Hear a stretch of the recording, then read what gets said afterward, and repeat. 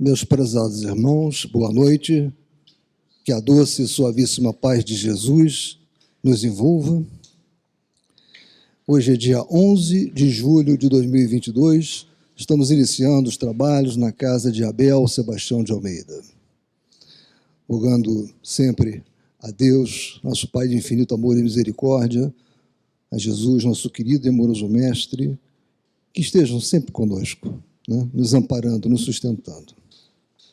Meus irmãos, antes de darmos a palavra à nossa irmã Gesilda, que vai fazer a leitura da nossa página de ambientação, eu gostaria de agradecer a todos que, direto ou indiretamente, participaram na nossa festa julina, né, que foi um sucesso. Tivemos uma arrecadação, fazendo uma aproximação de R$3.000. Isso, para a nossa casa, é muito bom, nos ajudará muito, né, para a manutenção dos nossos trabalhos. Então, fica aqui o agradecimento da Casa de Abel Sebastião de Almeida a todos, mesmo aqueles que não puderam vir, mas que vibraram pelo sucesso. Muito obrigado. Outra coisa, não deixem de fazer o cadastro de vocês no nosso site. A nossa casa precisa ter um cadastro atualizado de todos os obreiros, de todos os participantes, né, dos nossos associados. Nós temos vários planos para mandarmos folhetos com trabalhos feitos pelos nossos irmãos aqui que gostam de pesquisar, fazem pesquisa, darmos notícia também daquilo que pretendemos fazer, né? Nosso boletim, fazer o nosso boletim que fica disponível já no site, mas chegar até cada um de vocês para facilitar a leitura. Então, nós precisamos ter esse cadastro atualizado. É muito simples e é rápido. É só entrar no site que vocês vão ver. Até por QR Code vocês conseguem fazer. E, mais uma vez, não deixem de guardar aquele óleo de cozinha usado, coloquem na garrafa PET, isso vai ser muito importante. Não joguem pelo ralo. Nós fazemos o aproveitamento desse óleo. Nós temos uma empresa que vem periodicamente pegar o tonel com o óleo de cozinha usado aqui e é feito um reaproveitamento industrial desse óleo. Ele vai se transformar em detergente, sabão, e a nossa casa, com isso, também ganha um pouquinho. Então, tem um ganho ecológico, tem um ganho financeiro para a nossa casa, e nós estamos, né, colaborando. Agora, meus irmãos, eu vou pedir à nossa irmã Gesilda para fazer a gentileza de ler a nossa página.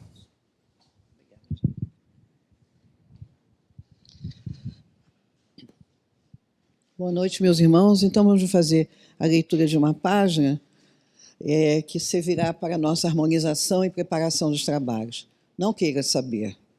Vendo-te injustiçado pela vida, não queiras saber o que fizeste no passado.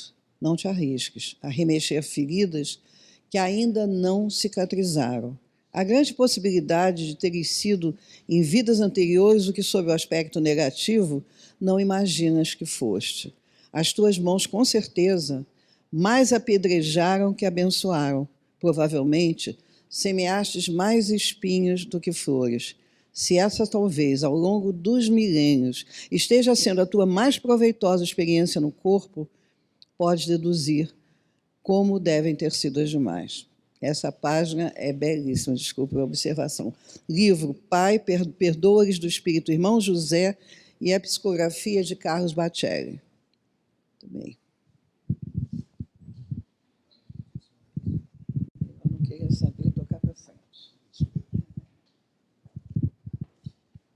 Bem, meus irmãos, continuando então os nossos trabalhos, eu peço ao nosso irmão Alcir Mesquita que faça a nossa palestra, o estudo da noite de hoje. Ele vai nos falar sobre o esquecimento do passado, capítulo 5, item 11 do Evangelho segundo o Espiritismo. Que o nosso irmão Alcir seja muito inspirado pelos nossos amigos da espiritualidade, Abel Sebastião de Almeida, Cilo Gomes Valente e demais.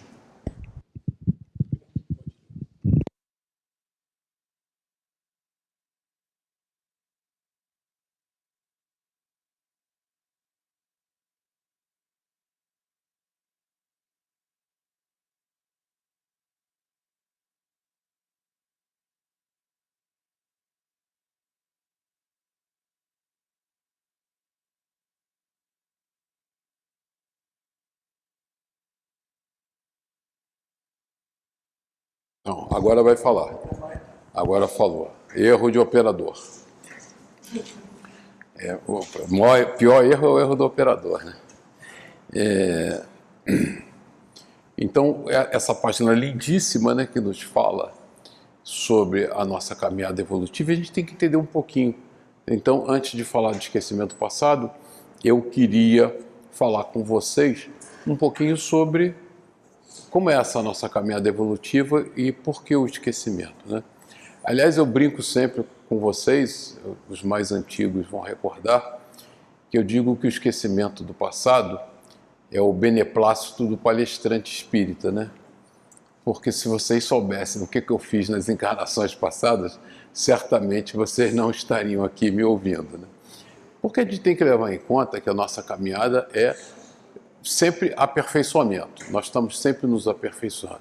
Se nós estamos aqui nesse mundo de provas e expiações, né, certamente nós não fomos um modelo de comportamento moral em encarnações passadas, né?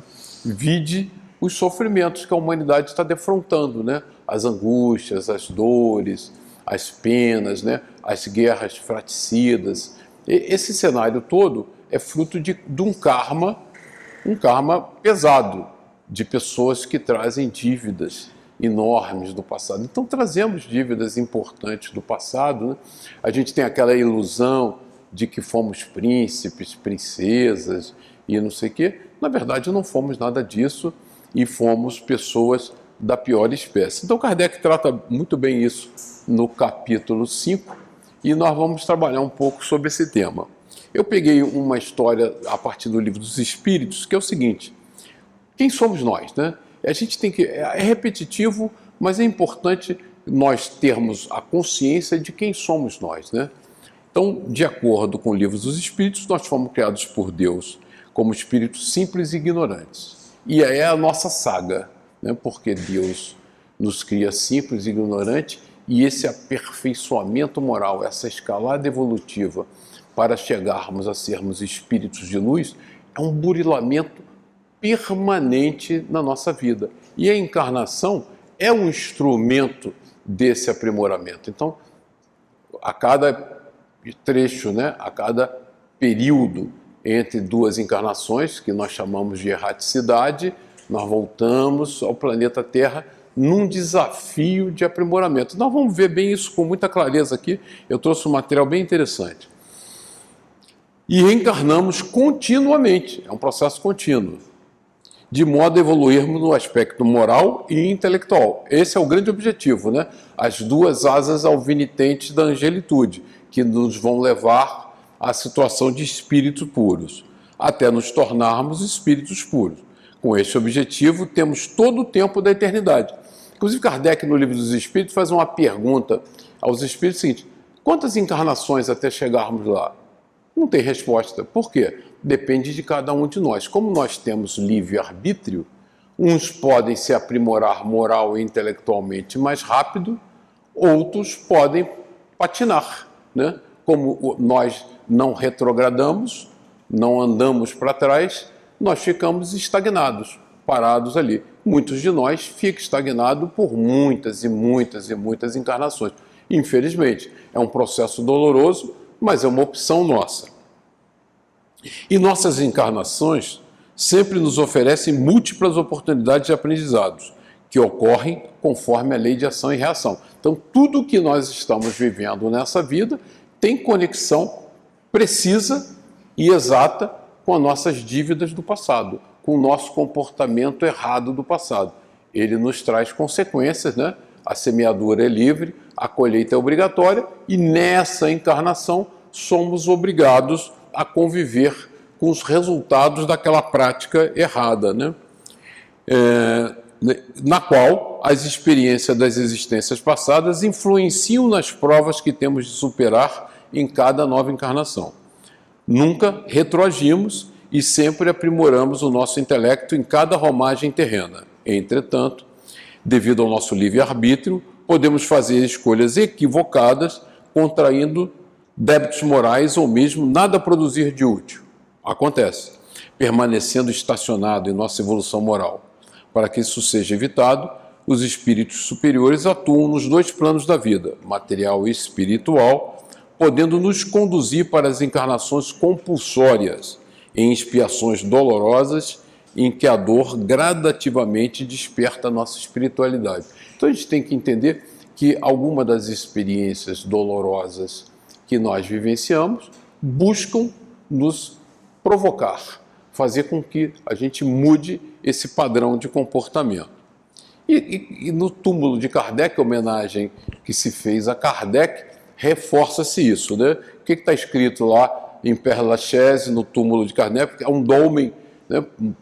Um túmulo de pedra, porque era um costume dos druidas fazerem túmulos assim. Então, em homenagem, porque Kardec esteve na Gália, eles fizeram um dolmen para ele, e nascer, morrer, renascer ainda e progredir sem cessar. Esta é a lei. Então, está lá, né? O epíteto de Kardec é esse processo evolutivo, esse processo de crescimento contínuo, esse processo de burilar a cada vida. E a gente vem fazendo isso há muito, muito tempo. Então eu peguei aqui a nossa fase hominal, né? Até tem uma discussão interessante, quem gosta de antropologia, arqueologia e tal, descobriram um fóssil na África do Sul, né? Porque o fóssil humano, o australopiteco mais antigo, né, a Lucy, tinha sido descoberto na Etiópia e calculava-se que ela tinha 2,3 milhões de anos. 2,3 milhões de anos. Isso estou falando da fase hominal, né? Não estamos falando ainda das fases anteriores de vida. Hoje descobriu-se um fóssil na África do Sul, numa caverna, que tem 3,6 milhões de anos.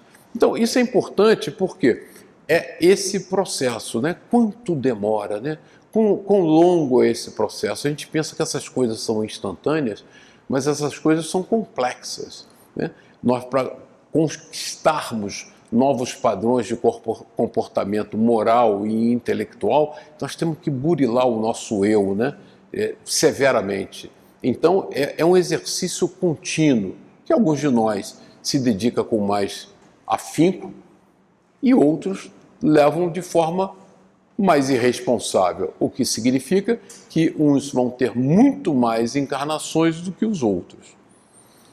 Só para a gente sintetizar aqui, os 3 tipos básicos de encarnação: expiação, que é o resgate por meio da dor de erros cometidos em outras existências, e que nós colhemos inevitavelmente o resultado das nossas atitudes. Aprovação, que são provas voluntariamente solicitadas, e a gente já discutiu isso aqui também, pelo espírito, a quais, se bem suportadas, resultarão em seu progresso espiritual. Porque muitas das vezes nós, quando estamos insatisfeitos no mundo espiritual, nós nos propomos provas rigorosas para quê? Para que a gente dê esse passo definitivo, para que nós possamos quebrar esse ciclo de dor e sofrimento, de reencarnar, errar, reencarnar, errar, reencarnar, errar. Então nós pedimos uma prova mais rigorosa. E aí começa a máquina do esquecimento. Por quê?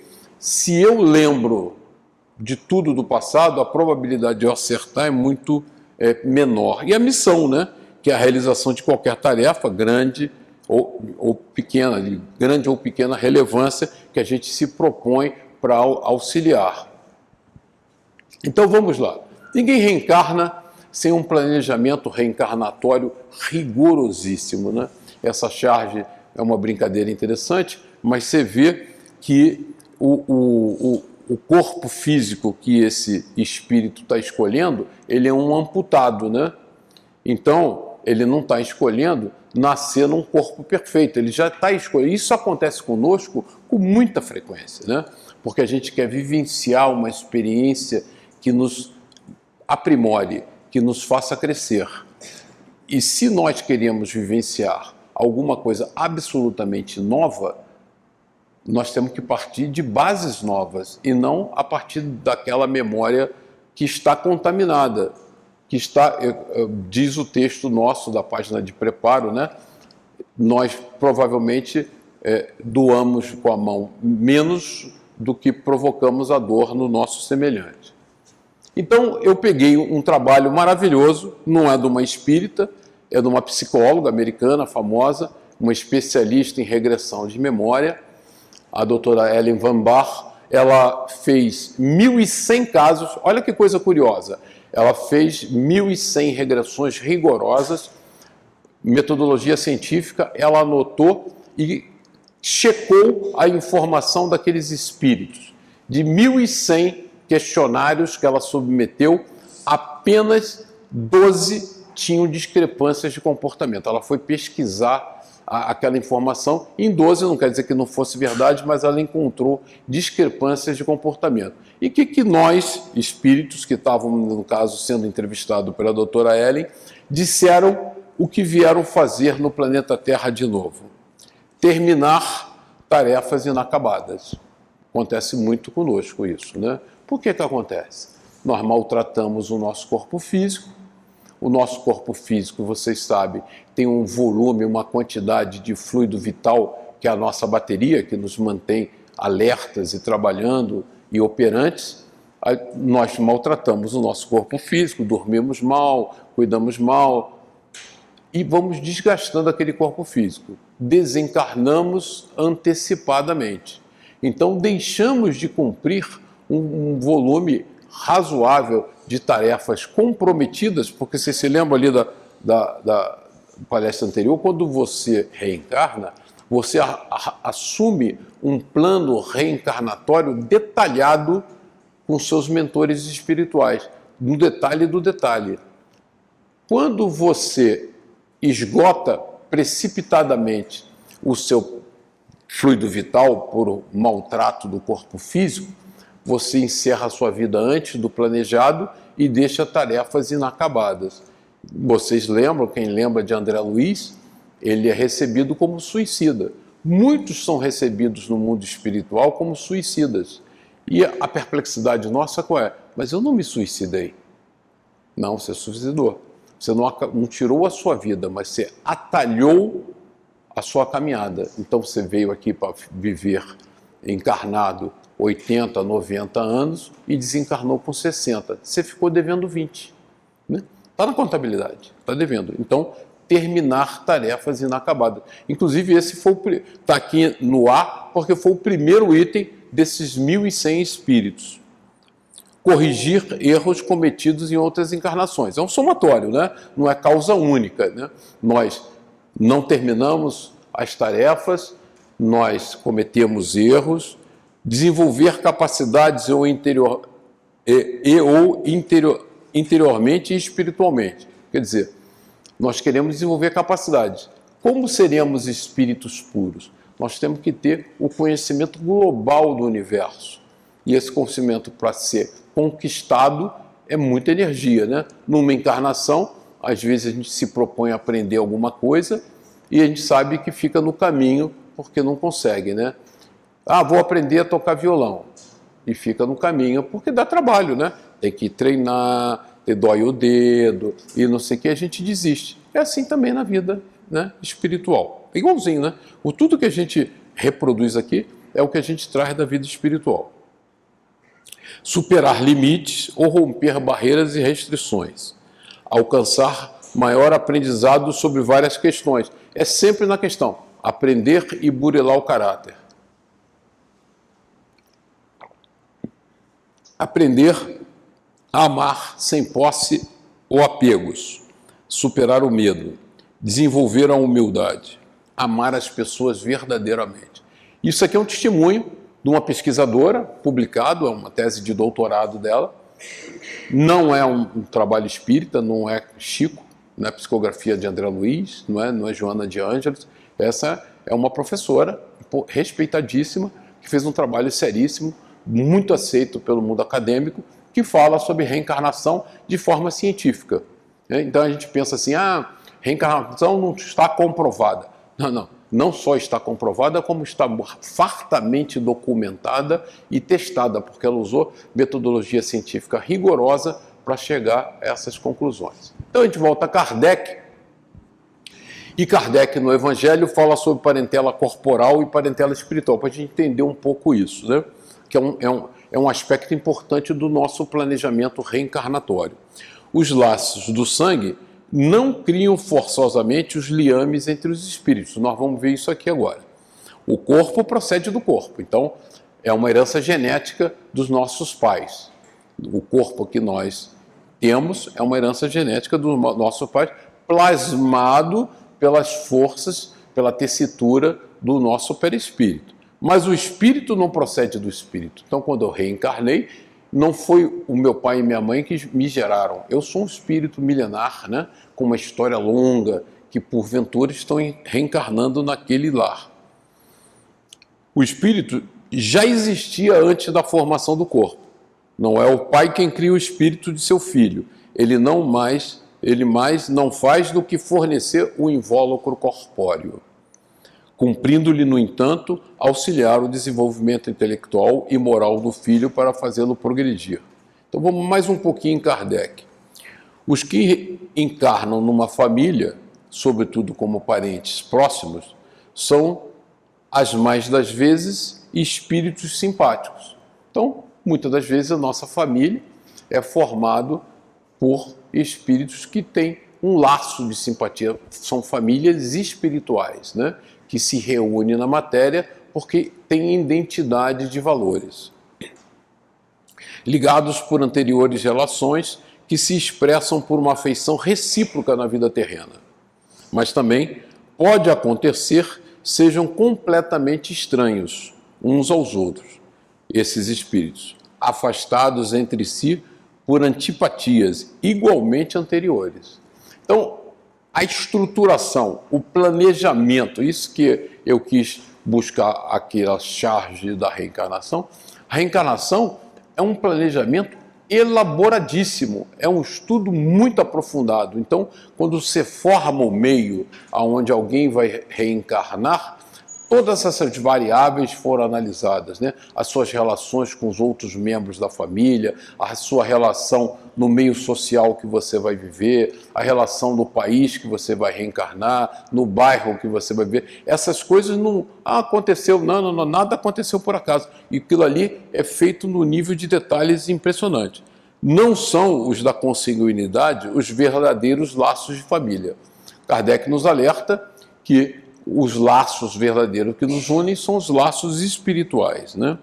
E sim os da simpatia e da comunhão de ideias, os quais prendem os espíritos antes, durante e depois de suas reencarnações. Essa sintonia, ela perdura, né? Assim como a nossa vida que é eterna. Segue-se que dois seres nascidos de pais diferentes podem ser mais irmãos pelo espírito, ou seja, pela relação espiritual, do que se o fossem pelo sangue. A gente vê isso toda hora. Podem, então, atrair-se, buscar-se, sentir prazer quando juntos, ao passo que dois irmãos consanguíneos podem repelir-se conforme se observa todos os dias. Problema moral que só o Espiritismo pode resolver pela pluralidade das existências. Eu vou explorar essa abordagem de Kardec agora para a gente falar um pouquinho sobre essa situação. Então, pegar um livro que nós estamos estudando, que está quentinho, né? Está no forno, está na nossa mente, que é a experiência de Regina, no livro Diversidade de Carisma, do Hermínio Miranda, que descrição do Hermínio. Regina nascera em extrema pobreza na zona rural do interior do estado do Rio de Janeiro. Fora a última dos 12 filhos do casal, dos quais apenas 6 sobreviveram. Embora tivesse as alegrias normais da infância pobre, mas não miserável, não se sentia feliz. Muito cedo começou a viver 2 vidas paralelas.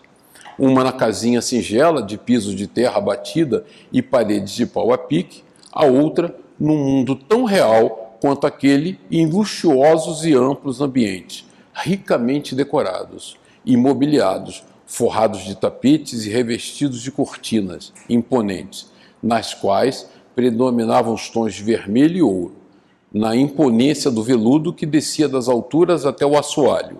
Em vez das majestosas camas daquele outro universo paralelo, ela dormia sobre 2 tábuas de madeira apoiadas em rústicos cavaletes, com uma esteira por cima, trabalho caseiro do seu pai. Peguei Regina porque é muito interessante isso. Ela teve várias encarnações opulentas, né? Com muito poder, com muito dinheiro. Ela falhou de forma deliberada em todas essas encarnações e foi convidada a uma reencarnação. Ela tinha encarnações na nobreza espanhola, né? E foi convidada a reencarnar numa família pobre, sem posses, no Rio de Janeiro, Brasil. Uma situação paupérrima. E ela lembrava da encarnação passada dela. Olha que angústia. Lembrar do passado não traz prazer nenhum. Pelo contrário, só atalha a nossa vida. O que salvou Regina foi o trabalho na mediunidade, né? Se ela não tem o trabalho da mediunidade, a Regina, por acaso, ou porventura, seria uma suicida. Tal o desespero que ela mergulhava. Vamos ver só mais um trechinho da Regina, né? As angústias. Além do mais, sentia terrível falta de sua mãe. Ela tinha mãe, a mãe dedicada.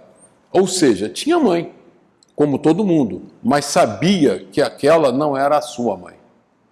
Sua mãe de verdade era diferente. Essa que ali estava e cuidava dela, e que os outros diziam ser sua mãe, era boa, por certo, amava do seu jeito rude, mas era uma estranha. E além do tudo, era negra.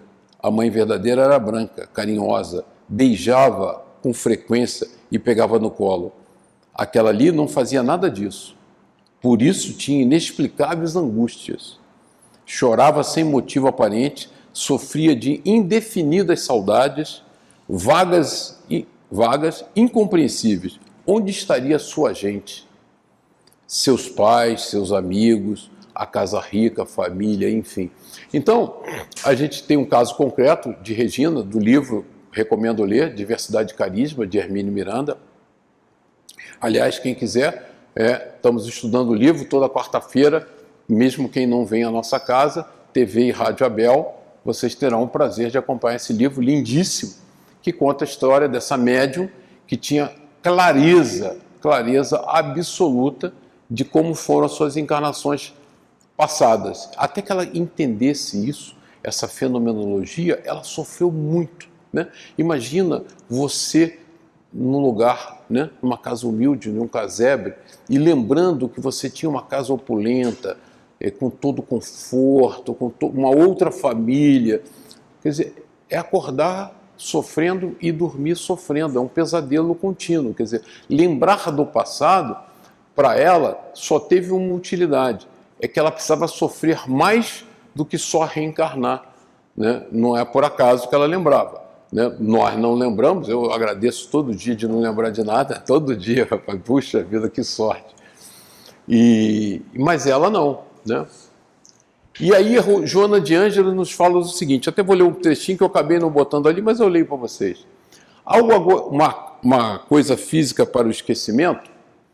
E tem, ela cita que tem, e eu me lembro também do Hermínio Miranda, no livro A Memória e o Tempo, que o Hermínio diz o seguinte, o nosso cérebro físico, ele dá esse nome no livro dele, é a máquina de esquecer. Mas esquecer o quê? O passado, né? Quando a gente mergulha, o que Joana de Ângeles nos diz?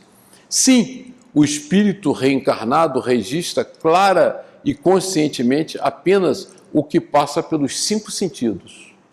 Né? Nós estamos dentro do escafandro e nós observamos o mundo apenas pelos 5 sentidos. Tato, paladar, olfato, audição e visão. Essa é uma das razões pelas quais também não lembramos das experiências no mundo espiritual durante as horas de sono. Então, você pega Joana de Ângeles, uma abordagem maravilhosa, nos mostrando por que não lembramos, e eu peguei essa frase do Hermínio Miranda, que trata sobre a nossa memória, o livro é A Memória e o Tempo, né? E nos explica toda essa fenomenologia das nossas experiências sucessivas e como nós guardamos essas experiências. Ele diz, o cérebro físico é a máquina de esquecer, maravilhosa máquina de esquecer, né? Deus, na sua sabedoria infinita, nos deu esse presente, né? A gente mergulha no escafandro, o escafandro nos brinda, e nós só percebemos o mundinho do dia a dia. E é aqui que está a nossa tarefa, é aqui que nós vamos ter que nos burilar e crescer. E aí, pergunta-se a Joana de Ângeles, mais uma vez. Vou pegar aqui a historinha da... As vivências anteriores ficam perdidas? E mais uma vez ela responde, a gente vai recorrer a Hermínio Miranda, nada se perde.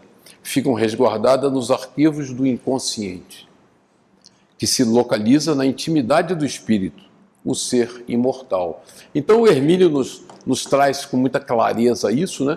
A nossa memória ancestral e todos esses níveis de memória, consciente, inconsciente, superconsciente, estão no perispírito, não estão no corpo físico. O corpo físico é esse filtro de esquecer, esse filtro que nos protege dessas lembranças, que vai nos deixar como a Regina, em processo de angústia e sofrimento, que em vez de viver a sua vida maravilhosamente bem, vai ter esses conflitos todos, né? Divaldo, em uma palestra, comentou que durante um desdobramento espiritual, é um caso mais complexo, encontrou-se com o espírito de Nabucodonosor. Então, Divaldo, em desdobramento, encontra com Nabucodonosor II, que na última reencarnação foi Camilo Rodrigues Chaves, um dedicado servidor da Seara Espírita em Minas Gerais. Redimido através das reencarnações, Camilo verificou que milhares de espíritos que foram suas vítimas na época de seu reinado na Babilônia, há 2.500 anos, eu peguei esse caso por causa disso, 2.500 anos, permaneciam imantados ao ódio por ele. Vocês veem o que é essa coisa, né? O ódio contaminando o coração desses espíritos que já deveriam estar libertos do sofrimento. Há 2.500 anos estavam imantados ainda nas regiões purgatoriais do mundo espiritual, tendo sido orientado pelo espírito Adolfo Bezerra de Menezes a interceder por eles. Entrou em contato com o médium baiano para programar a reencarnação de 10 desses espíritos babilônicos. Embora exista injustiça humana, não existem injustiçados. Todos aqueles que sofreram no reinado de Nabucodonosor colhiam a experiência dolorosa da lei de ação e reação. Nada é por acaso. Relacionadas com as existências pregressas, anteriores a isso.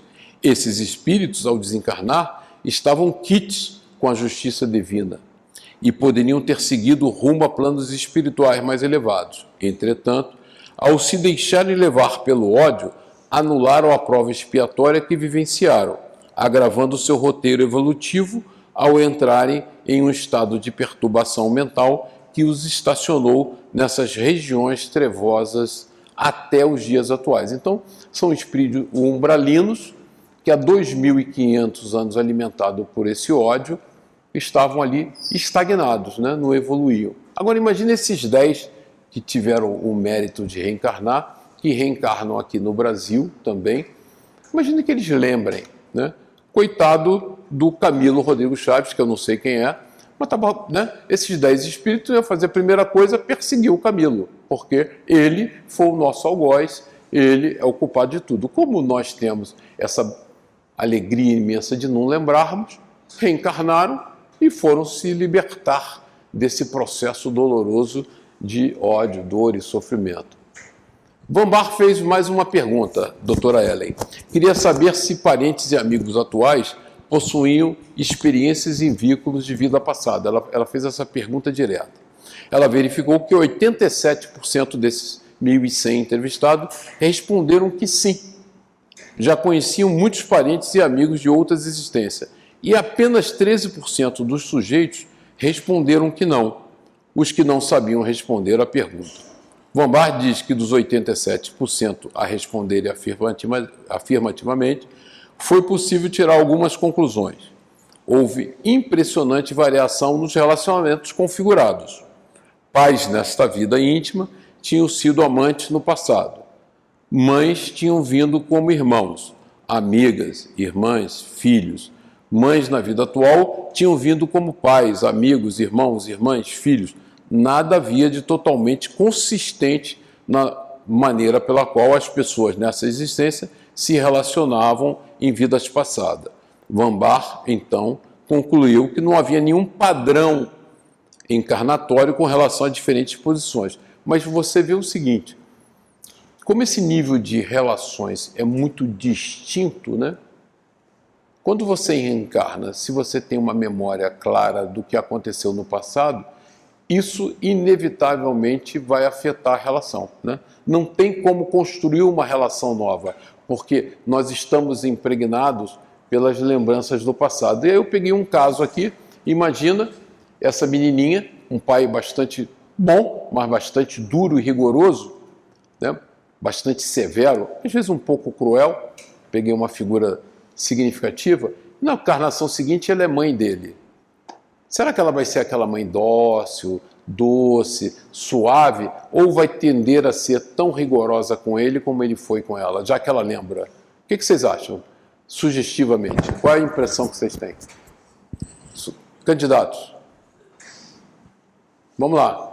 Qual a opinião de vocês? Não entendi? Fala alto. Pode, né? Mas se ela lembra. E se não é a Madre Teresa de Calcutá? Somos nós. Imagina você. Como seria? Ela não quis responder essa. Essa é chata demais. Pergunta horrorosa, né? Essa foi maldade. A maldade do dia. É claro que se lembra. Então vou falar por mim, né? Eu reencarnei. Tive um pai duro, meio chato, meio carrancudo e tal. Nasci pai dele. Lembro de tudo. Não tem jeito. Algum castiguinho ia ganhar. É inevitável. Agora você nasce, é amor puro, né? Não lembro de nada. É uma relação idílica, maravilhosa. Nós estamos construindo um novo patamar relacional. Esta é a beleza da reencarnação. Porque como a gente não lembra de nada, estabelecemos novos patamares de relacionamento. Imagina que você casou com alguém e você foi orgulhoso, extremamente orgulhoso, e aquela pessoa é humilde e você persevera na humildade. Imagina que você teve uma posição nobre, né? Muito poder, muito dinheiro, e reencarnou numa profissão bastante humilde. Você sairia todo dia para varrer alegre, né? Saltitante, como aquele rapaz que dança, samba com a vassoura e tal. Aí você diz, puxa vida, mas eu podia estar lá no meu trono, sentadinho, né? Com todos os poderes e prazeres. A vida nos exige novos padrões de comportamento. E para nós expressarmos novos padrões de comportamento, nós temos que começar de novas bases de vida, né? Tem uma experiência importante, científica, que é o seguinte: se você fizer tudo sempre da mesma maneira, o resultado você já conhece. Resultados novos, só se você fizer de maneira diferente. Então, nós, quando reencarnamos, se nós não mudarmos padrões de comportamento, nós vamos continuar aquelas pessoas ranzinzas, né? Odiosas, vingativas, invejosas. Então, é justamente essa oportunidade de resetar, né? Usando um termo em inglês, né? De apagar essas experiências do passado e abrir a janela para oportunidades de construção de vivências novas. Imagina um casal, pois não? Apesar de, digamos assim, apaga-se muita coisa, nós lidamos com forças instintivas também. Sem dúvida, vamos falar isso. Isso. Até a pessoa que está do seu lado, muitas vezes, você mantém uma versão e deixa... Entendeu? Vencer, isso é verdade. Gesilda fez um comentário aqui, que a gente vai estar aqui no slide na frente, que é, inclusive, um tema do livro dos Espíritos, antipatias e simpatias terrenas, né? Kardec trata isso. De repente, você olha para alguém, sente uma simpatia, e uma outra pessoa que nunca te fez nada, você nunca viu, já sente uma ojeriza, uma antipatia terrível. Isso é fruto de quê? Das relações passadas. Essa coisa atávica, né? Instintiva que a gente traz de dentro, isso todos nós sabemos quem nós fomos no passado, né? A gente não gosta de revelar, mas pelos nossos instintos mais profundos, que a gente não revela nem para o nosso inconsciente, a gente sabe quem foi. Imagina você casado hoje e a sua esposa ou seu marido lhe assassinou na vida passada, né? E vocês têm uma vida muito dura, muito difícil. Por quê? Porque há um antagonismo do passado. Está se burilando cristais ali, depurando aquela relação. Como é que dá para dormir sossegado, sabendo que quem está dormindo ao seu lado lhe assassinou na encarnação passada? É impossível. É impossível. Você não consegue deitar na cama e dizer assim, mas será que ele vai repetir? Vai falhar novamente? Se ela ou ele, não importa, né? Às vezes a relação é difícil, antipatias e simpatias terrenas, frutos de relações antagônicas no passado, mas como eu não lembro de nada, a gente tenta, não, vou tentar, vou ser mais tolerante, vou me esforçar nessa relação, vamos trabalhar para melhorar a relação. Mas se eu me lembro, acabou ali, zerou. Essa experiência de superação será impossível. Será impossível porque as memórias do passado vão me maltratar. Voltando para o Evangelho, Kardec, falando sobre a família espiritual, essa família que se ama, há, pois, duas espécies de famílias. As famílias pelos laços espirituais, que são essas que têm simpatia genuína, e as famílias pelos laços corporais. Duráveis as primeiras, as espirituais, se fortalecem pela purificação e se perpetuam no mundo dos espíritos através das várias migrações da alma. Quer dizer, a gente vai encarnando, reencarnando, depurando, mas a gente vai sempre se encontrando. Aquele grupo vai sempre criando laços cada vez mais fortes, né? As segundas, que são as simplesmente materiais, frágeis como a matéria, se extinguem com o tempo e muitas vezes se dissolvem moralmente, já na existência atual. Foi o que Jesus quis tornar compreensível, dizendo de seus discípulos, aqui estão, né? Quem são meu pai e minha mãe? Aqui estão minha mãe e meus irmãos, isto é, minha família, pelos laços do Espírito, né? Pois todo aquele que faz a vontade de meu pai, quer dizer, todos aqueles que nós que estamos sintonizados com a vontade de Deus, é meu irmão, minha irmã e minha mãe. Quer dizer, é o parentesco espiritual. E vão, né, se objeta ainda ao Evangelho que o esquecimento constitui obstáculo. Para mim, é muito claro que é uma dádiva divina, ele não é um obstáculo, a que se possa aproveitar da experiência de vidas anteriores.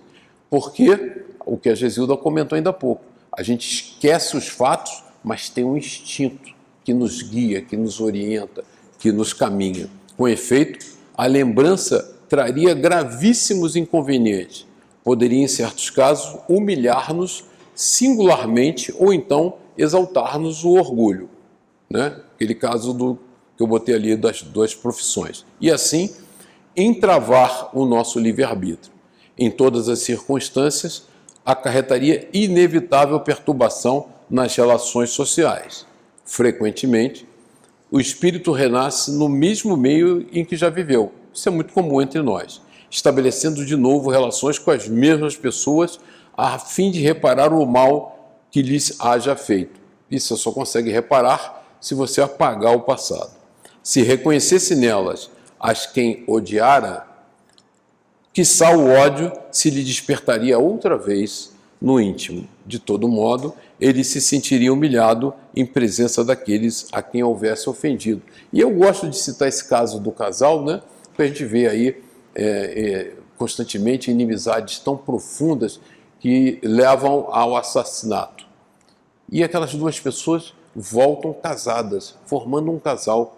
Como conviver se ambos lembram daquele evento ou se um das partes lembra do evento? Aquela convivência é impossível, já começou prejudicada, não vai dar certo, não tem chance de depurar, né? A consciência. Para nos melhorarmos, otorgou-nos Deus precisamente o que necessitamos e nos basta a voz da consciência e as tendências instintivas, né? Então, a Gesilda já tinha lido a palestra, ela antecipou, mas é isso. Você tem uma consciência muito clara, né? Você tem uma moralidade intrínseca, né? A gente vê isso nos filhos, né? Às vezes os filhos demonstram características de caráter muito melhores que a nossa. Não fui eu que ensinei isso para ele, pelo contrário. Ele está me ensinando, porque ele tem padrões mais elevados, mais elaborados do que nós temos. Ele disse, uau, mas quem ensinou isso para essa criança? Ninguém, porque ele é um espírito imortal que traz essa bagagem, né?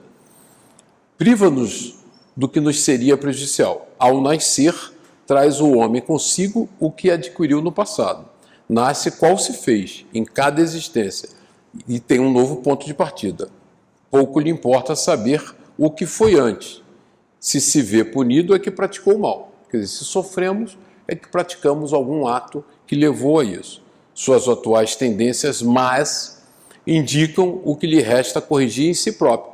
Por isso que eu digo, nós nos conhecemos profundamente. Nós sabemos que quem tem ódio descontrolado, ira, perde destemperança, fica irado, dá soco na mesa, não precisa, né? Precisa o psiquiatra, né? Só dar uma olhadinha e falar assim, eu trago uma bagagem complicada.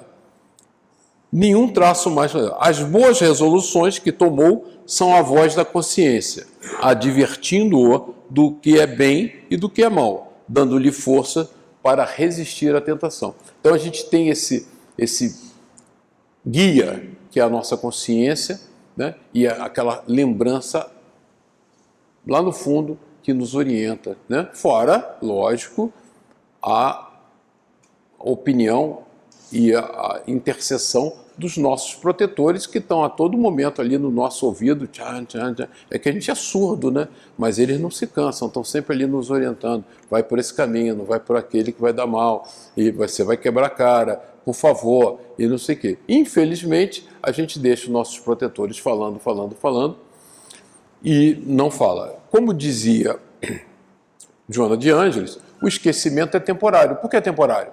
Porque ele ocorre quando eu mergulho no corpo físico, na máquina de esquecer, né?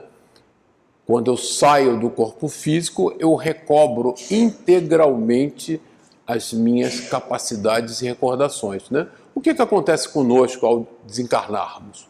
Nós não ficamos melhores nem piores, mas como nós não temos o bloqueio do corpo físico, nós conseguimos manifestar na sua integralidade as nossas competências, as nossas inteligências. Muitas das vezes, nesse processo de esquecimento, nós fomos exímios músicos. Mas nessa encarnação não era a nossa missão. Ao desencarnarmos, brota, né, no nosso íntimo aquela capacidade intelectual para música, para ciência, porque estava bloqueada temporariamente. Então, nós recobramos tudo, né? É claro que quando nós desencarnamos, imediatamente, dependendo do nosso nível evolutivo, nós não lembramos de tudo.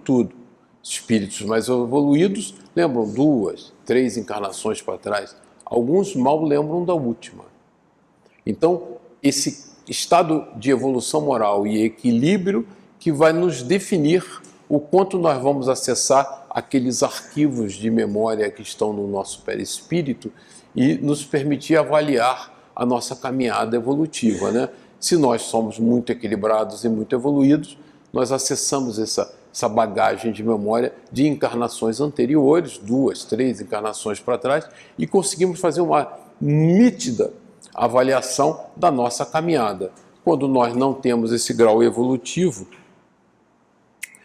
nós não conseguimos fazer isso. Finalizando aqui, a lembrança unicamente se apaga no curso da vida exterior, da vida de relação, mas na falta de uma recordação exata de que lhe poderia ser penosa e prejudicá-lo nas suas relações sociais, forças novas aure ele nesse instante de emancipação da alma, se os souber aproveitar. Então, é o que também já falou numa outra apresentação, nós fazemos, né, a emancipação, o desligamento do corpo físico todo dia, né? Nós nos emancipamos do nosso corpo físico todo dia. Quando? Quando dormimos. Quando dormimos, nós alçamos ao mundo espiritual e temos oportunidades ímpares de memória e de relacionamento.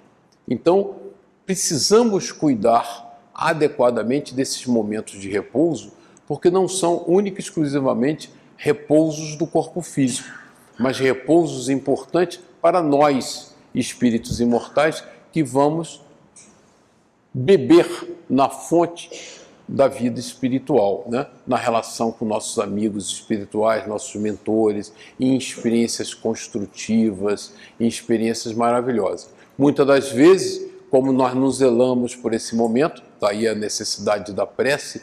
Por quê? A prece antes do sono não é uma coisa maquinal, orar por orar. Orar por orar é bom em qualquer momento, né? No ônibus, em qualquer lugar.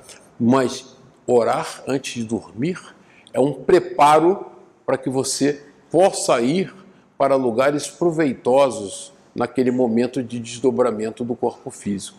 É uma oportunidade ímpar de retemperar as suas energias e o seu íntimo. Então, nos prepararmos para ir dormir tinha que ser um rito importante, né? Leitura de uma página que nos apazigue o ser, uma prece fervorosa aos nossos mentores, a Deus. Para quê? Para que ao nos desdobrarmos, nos desligarmos do corpo físico, a gente possa aurir forças para a continuação da labuta do dia a dia. Essa labuta do dia a dia exige isso. E nós temos essa dádiva, né? Dormimos toda noite. Até eu brincava na palestra passada, que eu que sou dorminhoco, eu acho que eu já passei 50% do outro lado, né? Por que vamos desperdiçar, né? Pelo menos os que dormem regularmente, 1/3 do dia passam, né, desprendido do seu corpo físico. Essa é uma chance maravilhosa que nós temos. E aí nós temos acesso a todo o tipo de informação que nós não temos no dia a dia, na vida cotidiana. O processo evolutivo não dá saltos. Normalmente o desenvolvimento de nossa inteligência precede a evolução de nossos sentimentos. Isso é uma frase importante que eu quis deixar aqui pelo seguinte, que a gente está vendo isso, né? O desenvolvimento intelectual sempre precede o desenvolvimento moral. Então, o que nós estamos percebendo hoje? É uma parte da humanidade com uma aquisição intelectual dilatada, muito grande, uma evolução tecnológica soberba, produção importante de conhecimento e uma bagagem moral muito limitada. Então, não repercutiu ainda essa capacidade de pensar, de refletir em moralidade. Existe aqui, até o mentor espiritual Eusébio, no Mundo Maior, de Chico, né, psicografia de Chico, de André Luiz, ao analisar a nossa sociedade, citou que, embora retornemos constantemente ao planeta, né, nesse ciclo de reencarnações, em reencarnações sucessivas há milênios, nossos compromissos com a religiosidade têm sido praticamente nulos. E essa consideração do Eusébio é fundamental para nós, porque nós sabemos que a grande transformação que a gente espera planetária depende da transformação moral. E quando vai acontecer essa transformação moral? E aí que é um dado-chave desse processo, né? Quando vai acontecer a transformação, a grande transformação moral?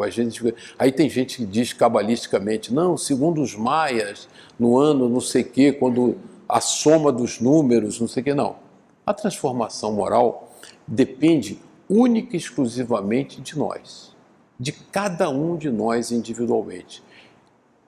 A transformação moral é um processo silencioso, de dentro para fora, que cada um de nós opera quando quer.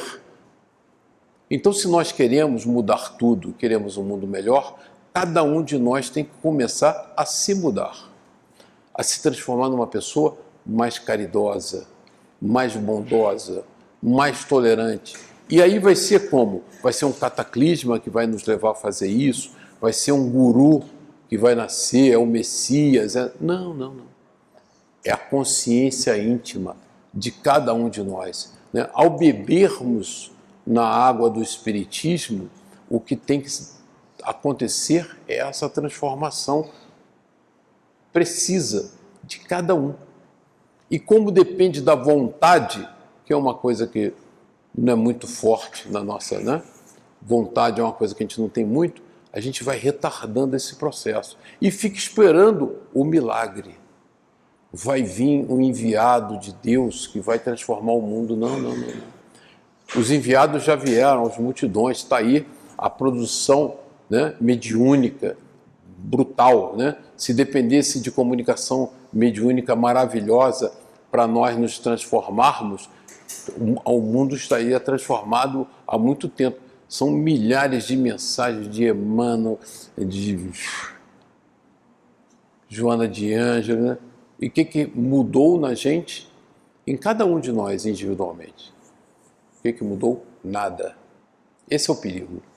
E essa mudança depende única e exclusivamente de cada um de nós, da vontade de nós sairmos dessa casa espírita melhores do que entramos, de nós acordarmos amanhã melhores do que fomos dormir hoje, pela força da vontade de nos transformar em seres melhores. E se a gente ficar cogitando, se eu lembrasse que eu fui a rainha de Sabá, eu fui o príncipe da Arábia, né? O que se espera de vocês, de nós, de todos nessa encarnação, né? É transformação moral, que só depende única e exclusivamente de cada um.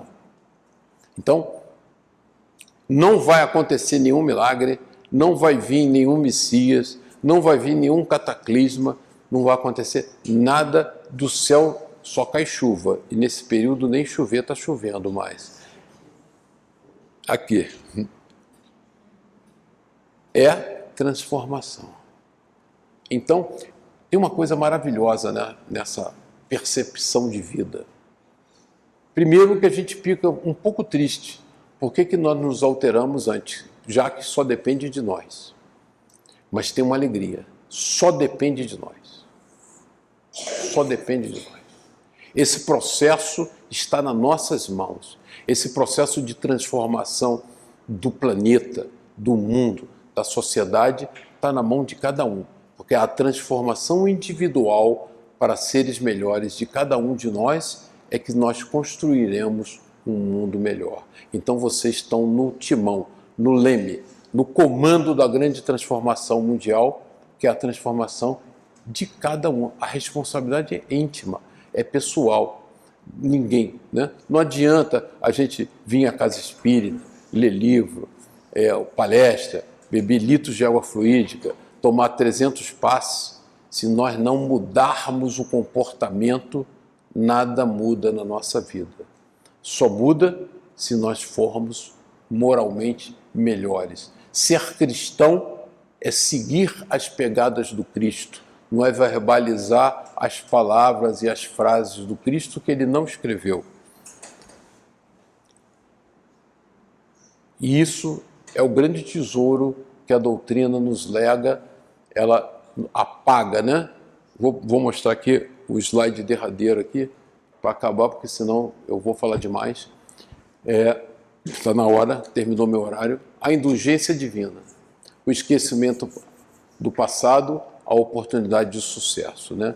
Então a máquina de esquecer, que é o nosso corpo físico, que Deus na sua misericórdia infinita nos proporciona, cada encarnação é uma alegria, é uma oportunidade ímpar para nós nos revelarmos, os novos espíritos, aqueles que estão transformando o planeta pela sua transformação individual em seres melhores, mais amorosos, mais caridosos, mais humildes, mais tolerantes, mais perseverantes e com mais fé. Graças a Deus, muito obrigado.